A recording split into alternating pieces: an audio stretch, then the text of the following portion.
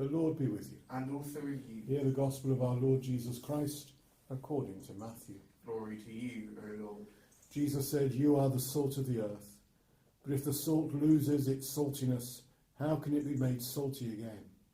It is no longer good for anything except to be thrown out and trampled by men. You are the light of the world.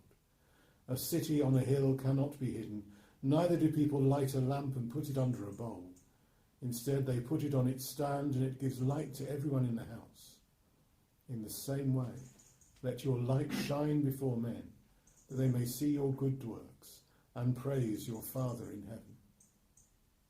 Do not think I have come to abolish the law or the prophets. I have not come to abolish them, but to fulfill them.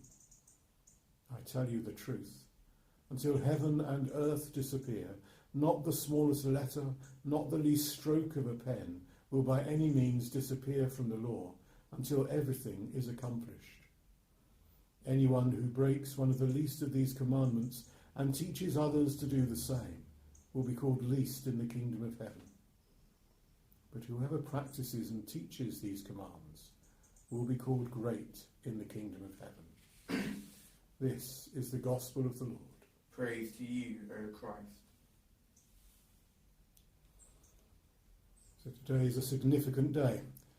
Today is our last celebration of Christ in our homes here in the vicarage.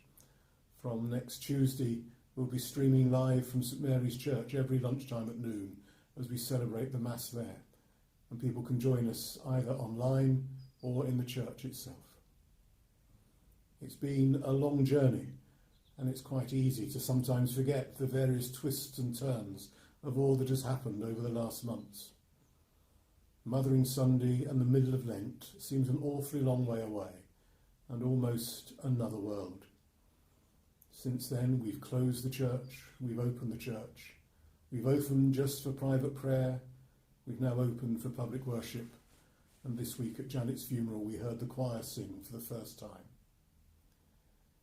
We've celebrated Lent and Passiontide, we've marked Holy Week and the Triduum, and then Eastertide, Pentecost, and moved on into the weeks after Trinity. We've gone through a range of emotions as together we have shared in lockdown, where we were on our own in our homes. Quietness and stillness descended upon the world. Could hear the birds singing once again.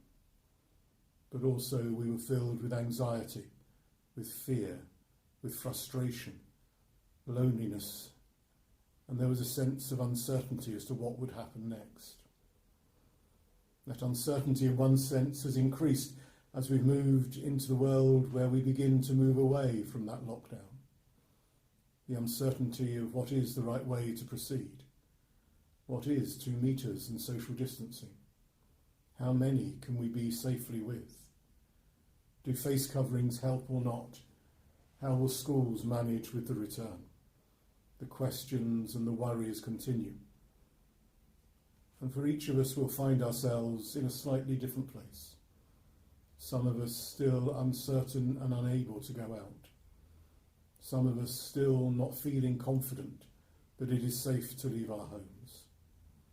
Others being advised that for their health and well-being, that may be where they should be. Others being braver, beginning to take those steps and moving out into the world, beginning to gather in small groups, beginning to face the shops. Others being frustrated that they can't do more things, getting cross that things are holding them back. We have to learn to manage our different expectations. We have to learn to manage our different worries and fears, and to somehow respect one another.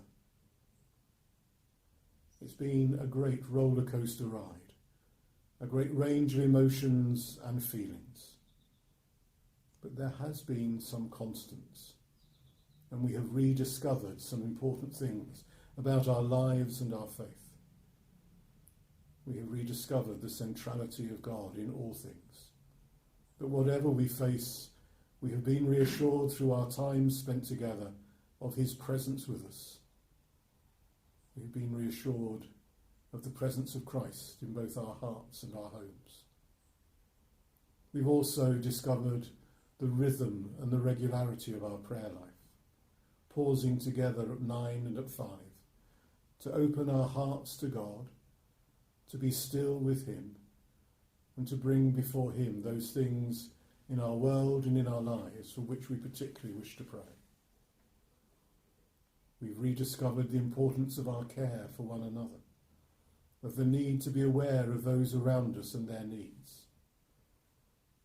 And we've rediscovered the strength of community, of how when we share our resources, how we break down the barriers that divide us, we are able to achieve so much more and to build the kingdom together.